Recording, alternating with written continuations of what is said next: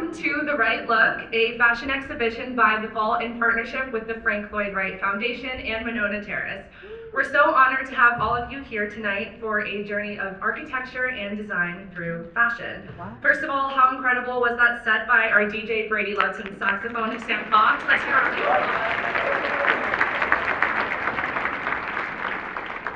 Before we begin, we want to introduce ourselves. My name is Melina Zarbulas, and I'm the president of the Vault. My name is Elena Bowie, and I'm the co-president. I'm Lily Hartzell, and I'm the co-vice president. And I'm Marla Pulliam, and I'm the vice president. Together, Melina and I founded the Vault at UW-Madison in 2023 to bridge the gap between fashion, business, and creative industries. We explore everything from branding and marketing to product design and tech. But beyond that, we're here to foster connections between students, professionals, and each other so that every member of the Vault walks away with something valuable. Our mission as a club is to explore where fashion intersects with storytelling, culture, and education, and we couldn't imagine a more inspiring and perfect subject than the life and legacy of Frank Lloyd Wright. Tonight, we're lucky to gather in a space that Wright dreamed up himself. In 1938, he sketched the original design for Monona Terrace. 59 years later, in 1997, that dream came to life.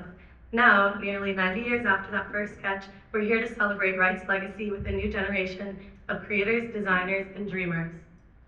Tonight is the culmination of months of work by the Vault. Every look you see tonight was designed and created by our students and modeled by them as well. Of course, this event wouldn't be possible without the support and collaboration of the Frank Lloyd Wright Foundation and Monona Terrace, so we want to give them a round of applause and introduce Emily Butler to say a few words.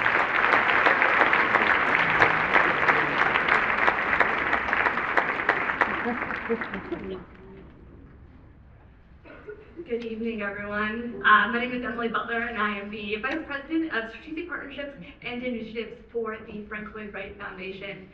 First and foremost, I wanted to give a huge thanks to our wonderful hosts, Monona Terrace, and very specifically Heather Sabin and Kristen Durst, who put an immense amount of work in to make this as fantastic as it is.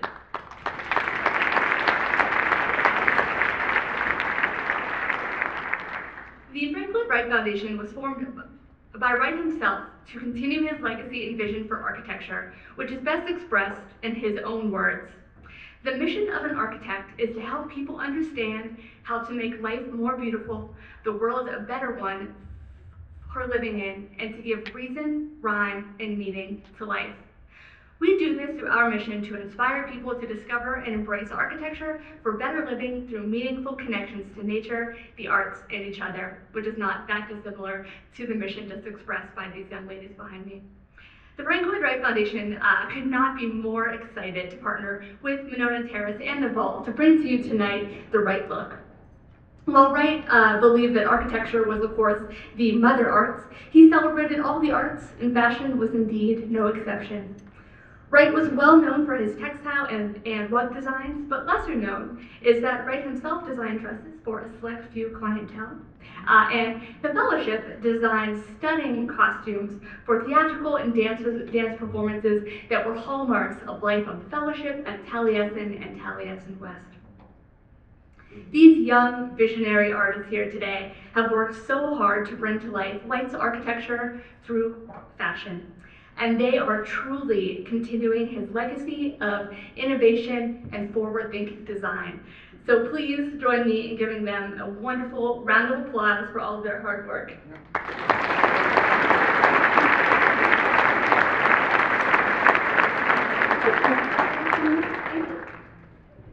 Thank you so much, Emily.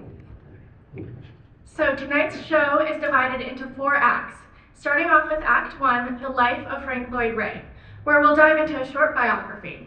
This will be followed by Act 2, which explores Wright's architectural masterpieces with information about his coolest buildings and creations. Then, Act 3, which honors his apprentices and influence to show how Wright's teachings extend far beyond his apprenticeship program. Finally, we conclude with Act 4, which is an exploration of the principles and philosophies that shape architecture as a whole and how Frank Lloyd Wright employed them. Before we begin, please turn your attention to the screen for a video.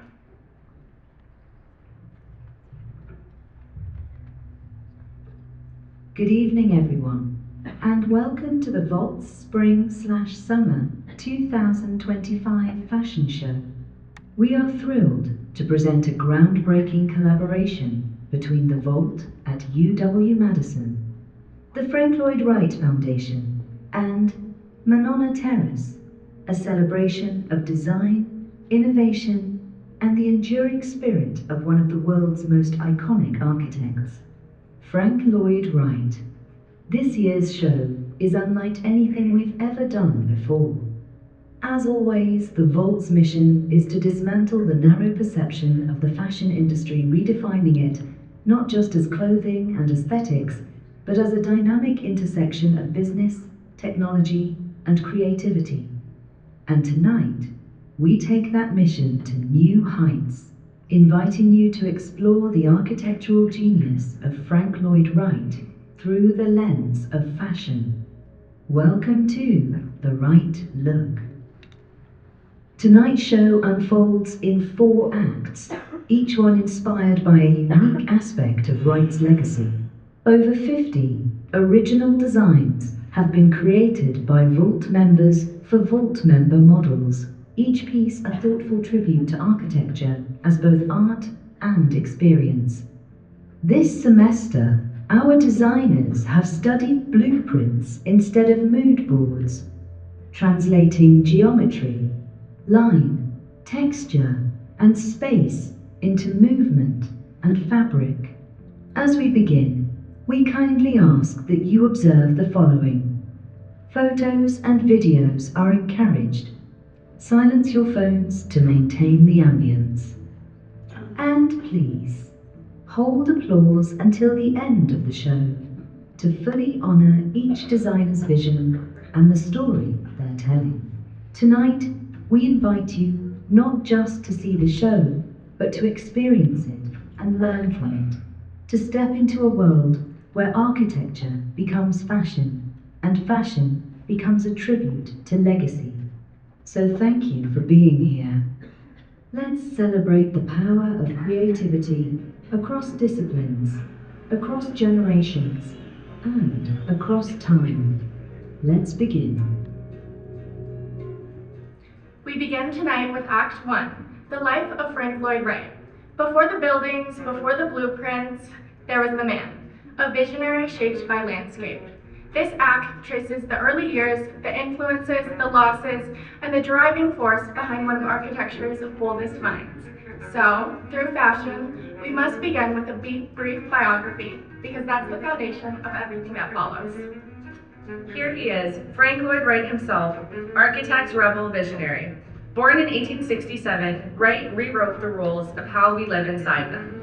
He turned away from the typical European styles of his day and forged a new American architecture rooted in nature, simplicity, and purpose. Always seen in his trademark wide-brimmed hat, Wright was as much a performance as a person, charismatic and endlessly creative. He believed buildings should not sit on the land, but grow from it. As this look takes the runway, we step into his legacy. Before the buildings and the fame, there was the valley. Spring Green, Wisconsin was a rolling patchwork of prairie, forest, and sky. This was Wright's first teacher. He watched how the hills curved, how the light moved across the land, and how nature built without straight lines. That landscape shaped him.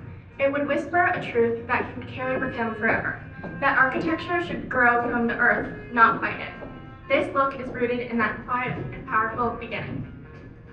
Frank Lloyd Wright's mother, Anna Lloyd Wright, played a crucial role in shaping his mind. She believed her son was destined to become a great architect, even placing architectural prints in his nursery of English cathedrals torn from a periodical to encourage his ambition. In fact, when she was pregnant, Anna Lloyd Wright said she was expecting that her first child would grow up to build beautiful buildings.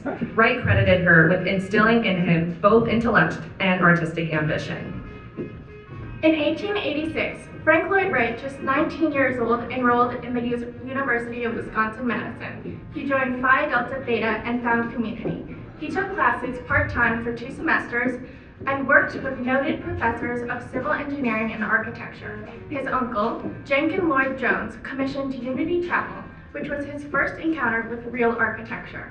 It was designed by Joseph Silsby, but it was Wright who crafted the interior. One foot in school, the other in design, 1886 was the year Frank's path quietly and irreversibly began. Long before the drawings, there were deep Welsh roots woven with ideals. Wright's mother's family, the Lloyd Joneses, settled in Wisconsin with dreams of progress and simplicity. They brought with them Unitarian values and a reverence for nature and self-reliance. This was the soil Wright grew from. His Welsh roots influenced his architecture and life, with even some of his estates being named after ancient Welsh bards. Wright first traveled to Japan in 1905, and it changed him. He was mesmerized by the art of folding, the simplicity of paper becoming form.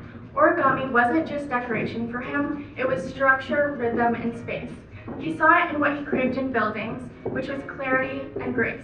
You can see it in his roofs, his angles, and his restraint. This look honors the silent geometry that inspired some of Wright's creations. Wright was outspoken about his admiration for Japan and its inspiration, frequently seizing opportunities to lecture on the subject. The cherry blossom became a symbol he returned to again and again, delicate, fleeting, and profoundly alive. He admired how the Japanese built with nature, not against it, how homes welcomed wind like old friends. This look of the cherry blossom drifts like petals in spring. Wright was also a collector. In Japan, he was drawn to the intricate work, beadwork, painted screens, and silk. Each piece told a story through restraint and rhythm and patience. It wasn't decoration for decoration's sake. It was harmony, balance, and spirit made visible. He admired the Japanese ability to capture nature and the human experience with simplicity and directness, which he found aligned with one of his own architectural principles. Wright's career was also defined by movement. From the early 1900s through the 30s, he traveled constantly for work, inspiration, and reinvention. He moved between Chicago, Wisconsin, Japan, and Arizona. These travels exposed him to new landscapes, cultures, and materials. He absorbed ideas everywhere he went, from the flat plains of the Midwest to the intricate palaces of Tokyo, and he turned them into uniquely American architecture. Frank Lloyd Wright believed architecture should exist in harmony with the natural world. Instead of dominating a landscape, his buildings followed its curves, its color, and its light. From long, low roof lines to natural materials like stone and wood, Wright's work blurs the line between indoors and outdoors. Nature wasn't just a backdrop, it was a collaborator. Wright never forgot where he came from. Wisconsin was more than his birthplace, it was his compass. Its golden fields and deep winters found their way into every line he drew. He called it the mother of his architecture. From the sandstone cliffs to the silence of snowfall, Wisconsin taught him restraint and respect for the land. This look is a love letter to our very own Wisconsin. Wright's personal life was as complex as his buildings. He left his first wife and 6 children in 1909 to be with Mama Worthwick Cheney, a relationship that caused a lot of scandal. His marriages and partnerships were often marked by passion and loss. Wright's charisma drew people in, but his pursuit of genius often came at a personal cost. His relationships were deeply human, brilliant, and flawed. In 1914, tragedy struck Taliesin, Wright's beloved Wisconsin home and studio. A servant set fire to the house, killing 7 people, including Wright's partner at the time, Mama Borwith, and her children. The news shocked the nation. For Wright, it was both a personal and professional devastation. He rebuilt Taliesin from the ashes, but it would never be the same. This event marked a turning point in his work, forever altering the tone of his structures. After the fire, Taliesin became a space of mourning. Wright returned alone to rebuild, using architecture as a form of grief and resilience. The new Taliesin was more than a home. It was a tribute to loss, memory, and transformation. He worked in solitude, drawing strength from the land and from his vision. It was here that he would eventually begin again, reshaping both the building and himself. We now move into Act 2, Living Geometry, the Physical Legacy of Frank Lloyd Wright. This is where philosophy takes form. Each of Wright's structures is a living system of lines, light, and landscape. So in this act, we're going to walk through his most iconic works, spaces that still speak and shelter. The W.H. Winslow House was Wright's first independent commission. It was his breakout moment. It was built in 1893 in River Forest, Illinois, and it marked a departure from the Victorian style of the time. The design emphasized simplicity, horizontal lines, and natural materials like wood. It hinted at what would become the prairie style. This house announced that a new kind of architecture had arrived, uniquely American and entirely Wright. Designed in 1896 for his aunt's school in Wisconsin, the Romeo and Juliet windmill was one of Wright's earliest structures. The tower features two interlocking shapes, the octagon and rectangle, that Wright nicknamed Romeo and Juliet.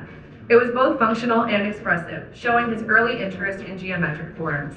Though small, it revealed his belief that every structure, no matter the size, should be thoughtful and unique. Unity Temple in Oak Park, Illinois was one of Wright's boldest experiments. Designed for a Unitarian congregation, it was one of the first public buildings made entirely of reinforced concrete.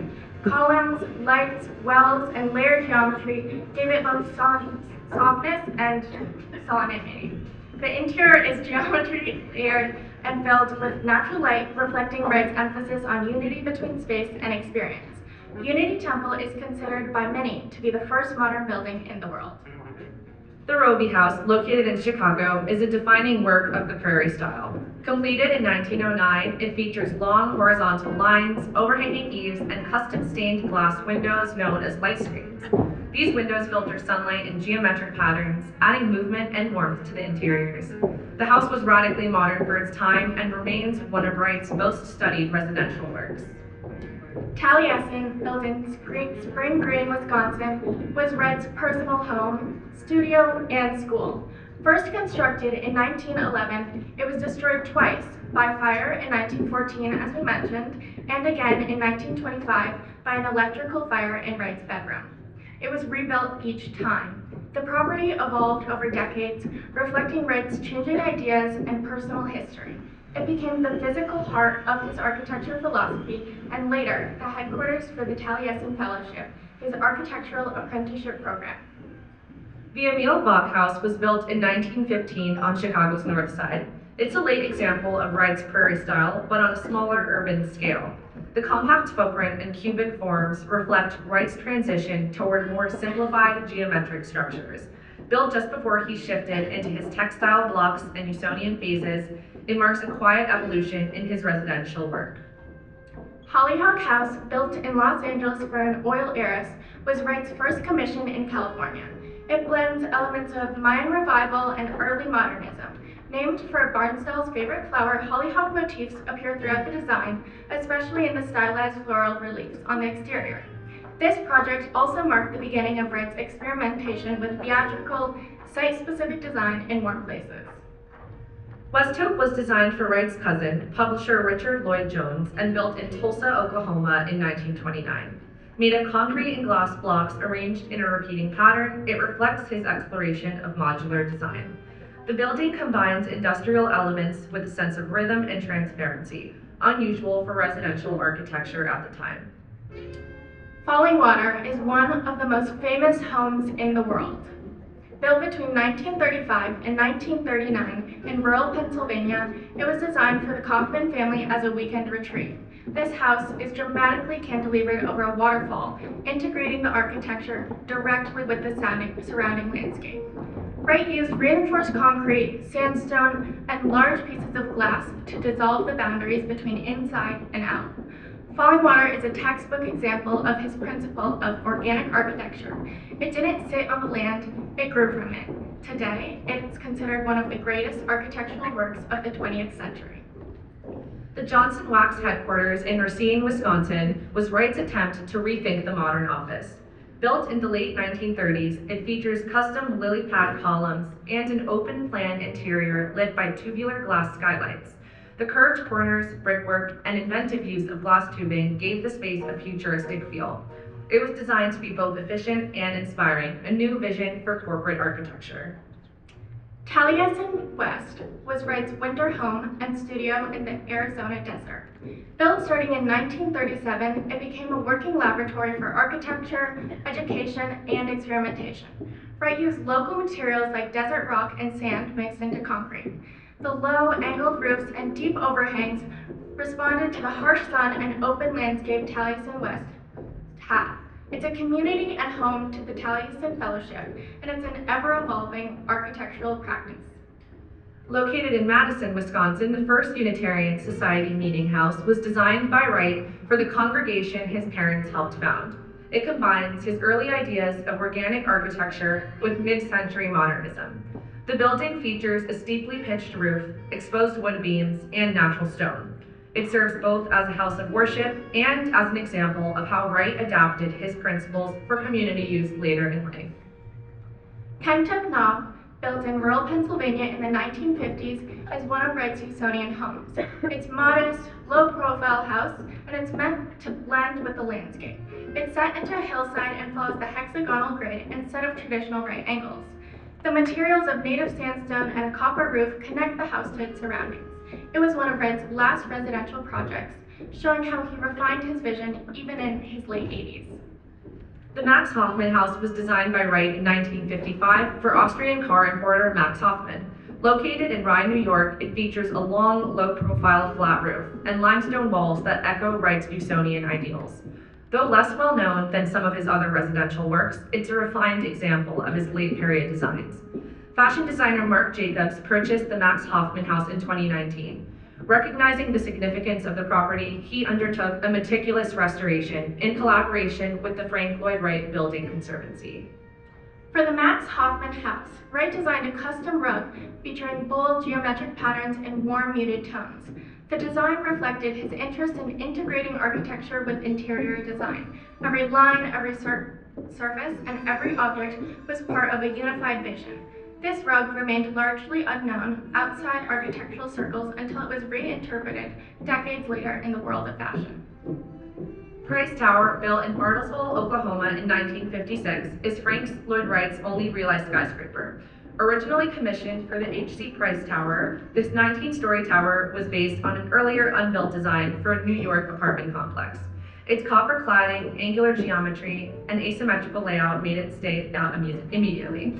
Wright called it the tree that escaped the crowded forest, emphasizing his belief in vertical design rooted in organic principles. The Solomon R. Guggenheim Museum in New York City was completed in 1959, just months after Wright's death. Its iconic spiral exterior broke entirely from the traditional museum format. The white, smooth curves stand in contrast to Manhattan's grid of buildings. The continuous ramp that coils upward from the sidewalk makes the entire structure feel like one motion. It's one of Wright's boldest statements in public architecture. Wright rejected the typical gallery layout in favor of a fluid, organic path where people and artworks move together. The interior is a reflection of Wright's belief that space should guide and inspire. The Marin County Civic Center in California was Wright's last public project, begun in 1957 and completed after his death. The building features long horizontal lines, pastel stucco, and distinctive blue domes and arches. It integrates into the rolling hills of San Rafael, blending public space with the surrounding landscape. Wright designed it to bring beauty and dignity to civic architecture, government buildings that looked nothing like government buildings. Legacy lives on through those who carry it. In this act, we explore the work of Frank Lloyd Wright's apprentices and those influenced by his vision. Through the Taliesin Fellowship and beyond, Wright shaped buildings and minds. The architects featured here took his principles and reimagined them for a changing world, pushing design into new territory while honoring the foundation Wright laid. Frank Lloyd Wright established the Taliesin Fellowship in 1932 as an apprenticeship program, combining architecture, hands-on labor, and communal living. Young architects lived and worked alongside Wright, learning through practice rather than formal study. In this act, we highlight buildings by his students and contemporaries, projects that carried his influence into bold new directions. The Schindler House in West Hollywood, designed in 1922, was an avant-garde experiment in communal living and flexible space. Rudolf Schindler, who joined Wright Studios in 1918, envisioned a live workspace with sliding panels, concrete walls, and open floor plans. It challenged every expectation of what a home should be. Nearly a century later, it's still considered one of the most radical residential designs ever built in the United States. Commissioned by the same family behind Falling Water, the Kaufman Desert House was designed by Richard Neutra in 1946, who ended up working for Wright a few months later. Located in Palm Springs, the house emphasizes horizontal lines, glass walls, and deep overhangs for desert shading. The design celebrates openness, water, and light in an arid environment. It's become one of the most photographed mid-century homes in America, an icon of California modernism. The Bavender House, designed by Bruce Goff in Norman, Oklahoma, was completed in 1955. Goff, who had ties to the Wright School of Thought, embraced a radically unconventional style. Goff was known for his unique and imaginative architectural designs. He was initially influenced by Wright, but eventually he developed his own distinct style and declined Wright's offer to join his program. His Bavender home was built with locally sourced stone, glass, and forms. It had no traditional rooms or doors, just a series of suspended platforms. Though it no longer stands, the Bavender House remains a bold example of mid-century experimental design. John Lautner was a part of the first class of Taliesin Fellows. The cubosphere house he designed in 1960 sits on a single concrete column high above the Hollywood Hills. Lautner, a former apprentice of Wright, embraced futuristic design and engineering challenges. The house resembles a flying saucer with panoramic views and a dramatic cantilever. It's become an icon of mid-century innovation, blending sci-fi vision with architectural experimentation. In our final act, we move from buildings to the principles behind them. These are the ideas that guided Frank Lloyd Wright's hand, his approach to space, light, structure, and drawing. His buildings came from a different way of thinking. Organic architecture is the idea that buildings should be integrated with their surroundings, responding to the site materials and landscape. It challenges the notion of architecture as an isolated object. Frank Lloyd Wright made this principle central to his philosophy, designing structures to feel as though they had grown directly from the earth.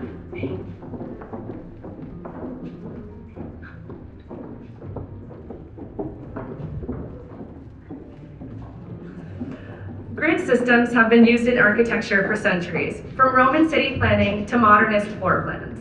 They provide order, rhythm, and structural clarity. Wright used grids, squares, hexagons, and even triangles to lay out homes, allowing him to experiment with space while keeping a precise underlying logic. Architects have long used sketching as a primary way to think through design. Before models or software, the hand-drawn line was where ideas took shape. Wright was famous for his rapid, intuitive sketching, often drawing entire elevations in a single setting, letting imagination flow freely on paper. The use of light has always played a role in architecture, influencing mood, direction, and perception of space. From cathedrals to tea houses, light is design. Wright manipulated light with deep overhangs, clerestory windows, and filtered openings, crafting interiors that shifted with the sun throughout the day. Windows are more than just openings. They frame views, regulate air and light, and shape the relationship between inside and out. Across cultures and styles, they reflect the soul of a building. Wright's windows, especially his light screens, were designed as a part of architecture itself, filtering light while extending patterns across walls and floors. Historically, roofs have evolved from protective shelters to bold sculptural forms, from pitched thatch to sweeping domes and modern flat planes. Wright turned the roof into a design signature, long, low, and cantilevered, giving homes their powerful horizontal identity. Gothic architecture, with its pointed arches, ribbed vaults, and towering spires, emphasized verticality and light. It represented spirituality and innovation in the medieval world, often pushing structural possibilities to their limits. Wright admired Gothic architecture for its emotional power and craftsmanship, but instead of vertical height, he translated his spirit into horizontal lines. Concrete has been used since ancient Rome, but only in the 20th century did it become a primary material for modern architecture. Durable and moldable, it allowed architects to break free from traditional norms. Wright embraced concrete early, using it boldly in his textile block houses, treating it as both structure and ornament. Wire has long served practical roles in construction, reinforcing concrete, creating structural tension, or forming frames for lightweight design. In modern architecture, it's also become an expressive material. Though not a centerpiece of Wright's palette, wire and structural limits allowed him to push boundaries, especially in cantilevered elements like those in falling water. Gates and fences define thresholds, control access, and establish relationships between public and private space. Across cultures, they serve both functional and symbolic purposes. Wright designed gates and fences as extensions of the architecture, not separate from the building. but part of its language, often repeating the same materials and patterns. Architecture is not just a single act, it's a process. It begins with observation, moves through sketching and modeling, and only then it becomes construction. Great architecture is shaped by iteration, collaboration, and time.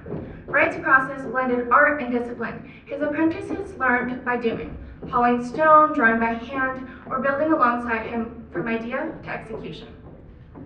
Blueprints are the translation of vision into that instruction, technical drawings that guide builders and engineers. They became standard in the 19th century as architecture became more professionalized. Wright's blueprints were often highly detailed and meticulously drawn, but he also viewed them as art objects, full of the same personality and care that came from the human hand. Pantone colors and formalized color theory have helped standardize how designers and architects think about tone, contrast, and harmony. In architecture, color sets mood, highlights form, and shapes identity. Wright was intentional with color, often favoring earth tones like ochre, rust, and moss green, palettes that blended with the landscape rather than dominating it. Metal has long been used in architecture for structure and ornament. Bronze, copper, steel, and aluminum appear in everything from temples to skyscrapers.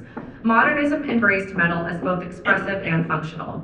Wright used metal with restraint but also impact. Copper roofs, decorative grills, and structural elements that weathered over time, adding character and permanence to his buildings. Staining wood, concrete, and glass has been a way to protect color and accent surfaces across architectural traditions. Stained materials bring depth and texture while preserving natural beauty.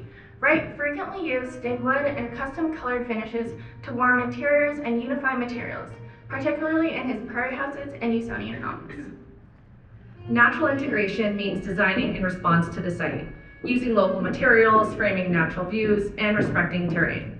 It's a core idea in sustainable and regional architecture. Wright pioneered this approach, embedding homes into hillsides, opening up walls to nature, and designing with stone, timber, and earth from every place he built on.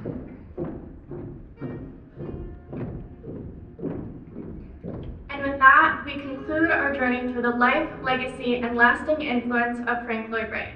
Thank you for walking with us through form, light, history, and imagination. Now, please join us in welcoming all of our models back to the stage one last time.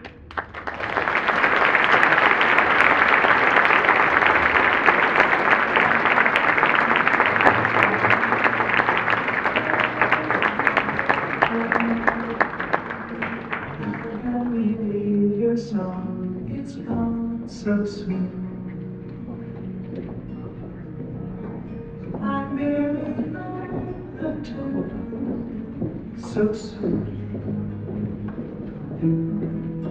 so sweet. I remember Frank Lloyd Wright. All the nights we harmonized together. I never loved so long,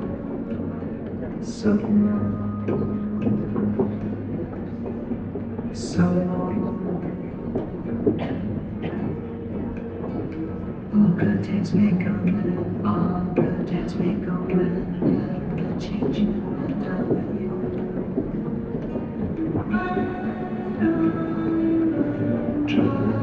Let's not whoa! Oh yeah.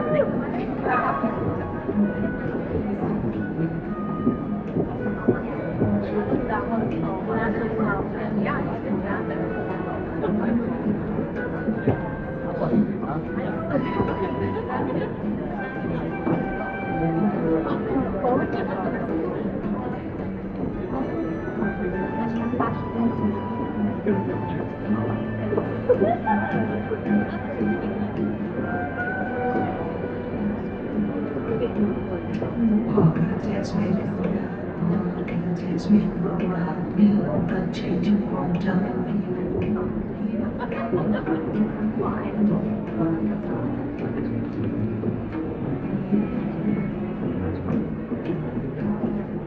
So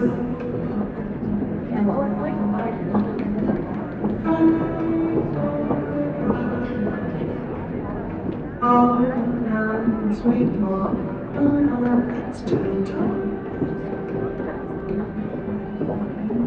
I never felt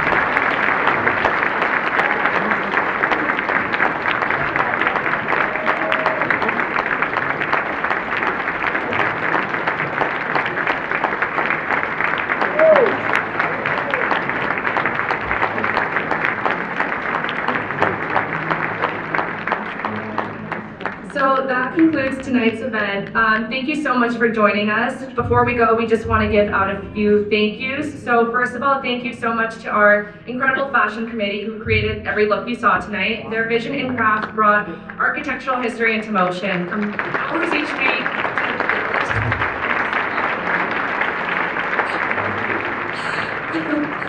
We also want to give a thank you to our amazing models who carried these stories with grace, power, and presence. And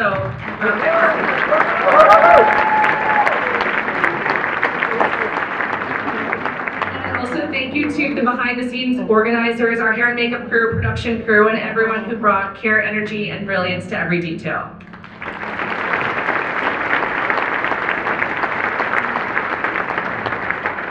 Thank you to the Frank Lloyd Wright Foundation for preserving and sharing the legacy of one of the world's greatest architects.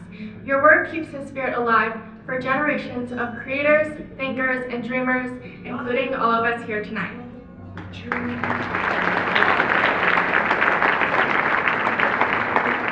And thank you to Milano Terrace in particular for allowing us to host this event. Working this space has been truly magical, and we are so grateful. Thank you so much.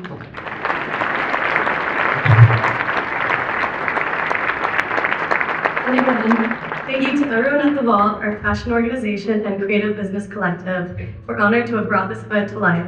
Every stitch, every sound, and every step down the runway was a love letter to the legacy of design.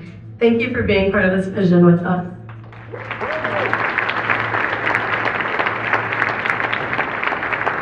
Before we go, Marla and I would just love to say something from the heart.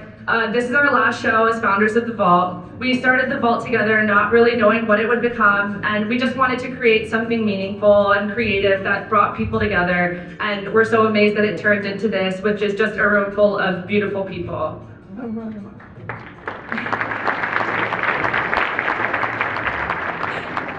we started this, I don't think we ever imagined how much it would give back to us. Every meeting, every rehearsal, every late night somehow led to this moment. And looking out at all of you, it just feels right. Of course, this isn't a goodbye because we'll be here to support the Vault forever, but we just want to say thank you for all growing with us and for helping us build something that will live on even after we've stepped away. And I'm so thankful to work alongside my best friend.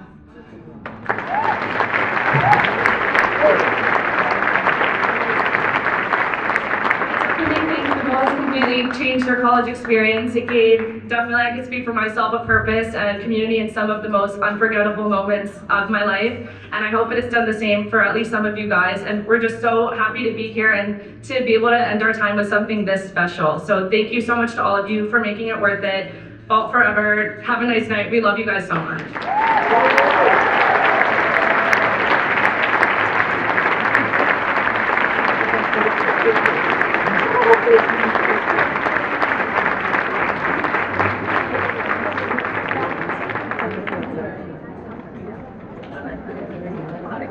Okay.